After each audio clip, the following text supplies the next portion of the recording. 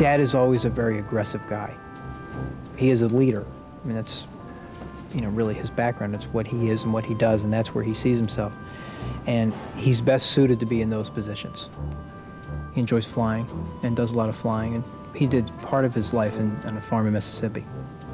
And they had a Piper Cub down there, and became interested in that when he was a kid, although his father was kind of a journeyman and they didn't really have any money.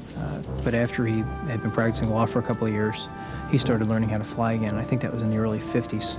I really feel like I have the most unique father of anyone that I've ever met. Sort of the real definition of a Renaissance man. He's just a good guy. He's a kind guy. He's always been involved in, trying to help out folks with like cerebral palsy. He's always been involved in that. And just as an example, there's always a very warm heart in him. And as rough on the exterior as he may appear, that's really not him. He's an unwavering person. He does what he believes. He's the perfect example of someone who can achieve anything they want to just by believing in themselves and doing what they feel is right. He's the kind of guy who will, it's an old expression, but really will give you the shirt off his back. He doesn't expect a lot from somebody, and he'll do an awful lot to help you. This was years ago. He tried a case that involved a woman whose many family members had died in a fire. She lived in a public housing home in Philadelphia. And a couple of days after the trial was over, a friend of mine mentioned to me that she heard on the radio that Dad had donated hundreds of smoke alarms to the housing authority.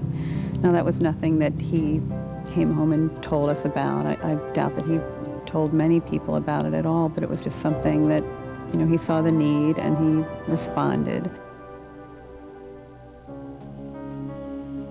Jim Beasley is that uncommon individual who not only talks a good game, but he acts the way he speaks. Jim Beasley's gift, along with the other fundraising that we've done, but especially Jim's gift in itself, is the kind of thing that can have a transformative effect on an institution. He's always talked about, how it was his intention to really try to give back to the school. I think that's always just kind of been there. We've always known it.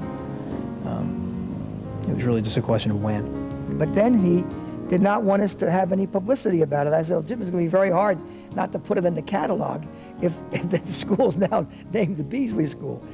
And he said he doesn't care about that. He just wants to be sure that the people are being helped and that he is doing what he believes anybody would do in his position. When it's fully funded, it will be the equivalent, provide the equivalent of 75 full scholarships per year. Yeah, as my teenager would say, it's awesome. And when I was given the Beasley Scholarship and I walked into law school the first day, it did give me a confidence that maybe someone actually thinks that I am able to do this. This gift will beget other gifts. It sets a new standard of giving for the university. This endowment is a gift that begets itself, because not only is he just giving this money to students, these students are using this education, that someday they will be able to make money and to better the community and give back in the same way that he did. Jim Beasley went through a tough early childhood.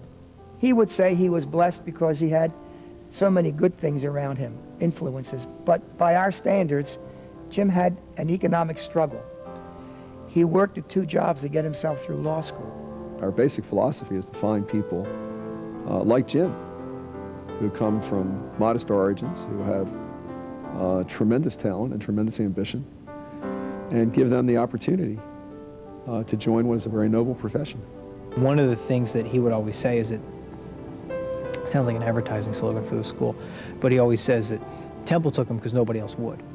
And I think he tells a story of when he was driving a bus or something, he was going past Penn, and he's like, oh, how nice is that? There's no way that they would ever let me in. And I remember driving by Temple Law School. It just wasn't even, I couldn't even reach out and touch it. That's how far away it was.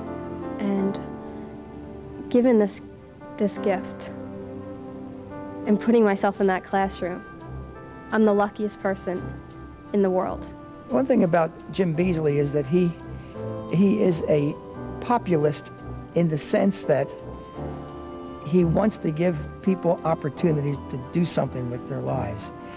He had the good fortune to be able to help his children get their education, and now he wants to help others. Very simple. So I would be able to tell my grandchildren, you know, the reason I was able to go to law school is because there was a man that was generous and selfless enough to realize that he was given a gift, and then he gave it to someone else. He's driven by wanting to help people make something of their lives and not putting roadblocks in the way. I mean, when I start thinking about it, I start crying because, first of all, that not only was the timing couldn't have been better, but thank goodness that there's people like Jim Beasley around, because he's inspired dreams in me. He's inspired that not only is it possible to be in law school, but it's possible to actually extend gifts this enormous to people. I mean, he has no idea how deeply it's touched my life and my family's life.